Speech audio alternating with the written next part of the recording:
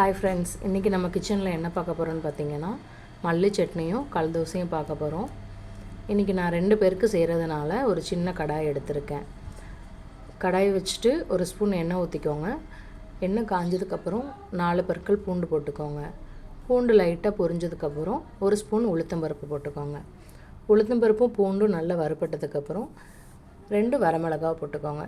எங்கள் வீட்டில் பிள்ளைகள் அதிகமாக காரம் சேர்க்க மாட்டாங்க, அதனால் நான் 2 வரமிளகா சேர்த்துருக்கேன். நீங்கள் உங்கள் காரத்துக்கு ஏற்ற மாதிரி எத்தனை வரமிளகா வேணாலும் நீங்கள் சேர்த்துக்கிடலாம். வரமிளகா லைட்டாக ரோஸ்ட் ஆனதுக்கப்புறம் ஒரு 2 ஸ்பூன் உடச்ச கடலை சேர்த்துக்கோங்க.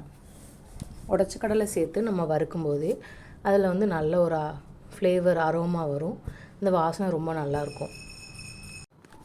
இது எல்லாத்தையும் சேர்த்து நம்ம நல்லா ரோஸ்ட் பண்ணணும். ரோஸ்ட் பண்ணிகிட்ருக்கும்போது நல்லா கோல்டன் கலரில் மாறும்.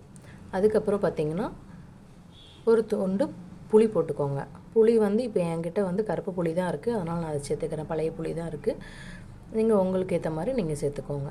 போட்டுட்டு நல்லா ஃப்ரை பண்ணதுக்கப்புறம் 4 பல் தேங்காய் அதையும் போட்டு நல்லா வதக்கிக்கோங்க. எண்ணெயில் தேங்காய் போட்டு நல்லா வதக்கும்போது தேங்காயும் நல்லா கோல்டன் கலரில் மாறும். இது எல்லாத்தையும் சேர்த்து எண்ணெயில் நல்லா வதக்கிக்கோங்க.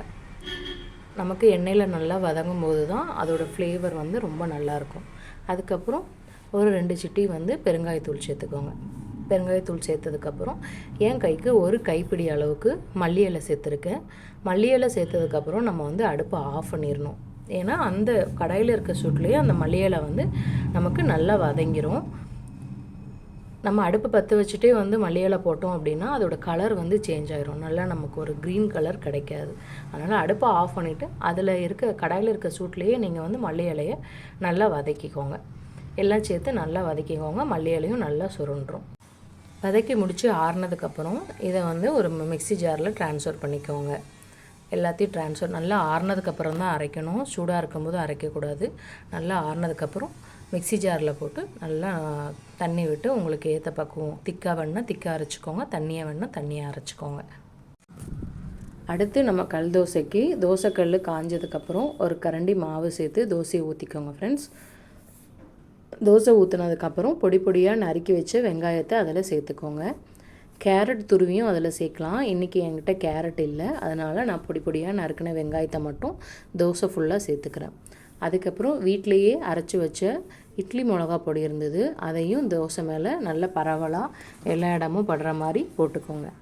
போட்டுட்டு உங்கள் குழந்தைங்களுக்கு நெய் வேணுன்னா நெய் ஊற்றி சுட்டு கொடுங்க. அப்படி இல்லைன்னா எண்ணெய் ஊற்றிக்கோங்க. எண்ணெய் ஊற்றுனதுக்கப்புறம் இந்த பக்கம் அந்த பக்கமும் நல்லா 2 தடவை திருப்பி போட்டு தோசையை நல்லா வேக வச்சு அரைச்ச மல்லி சட்னியோடு சாப்பிட்டு பாருங்கள் ஃப்ரெண்ட்ஸ். கண்டிப்பாக நல்லாயிருக்கும். எங்கள் வீட்டில் பார்த்திங்கன்னா கொஞ்சம் ஆனியன் ப்ரௌன் ஆகணும்.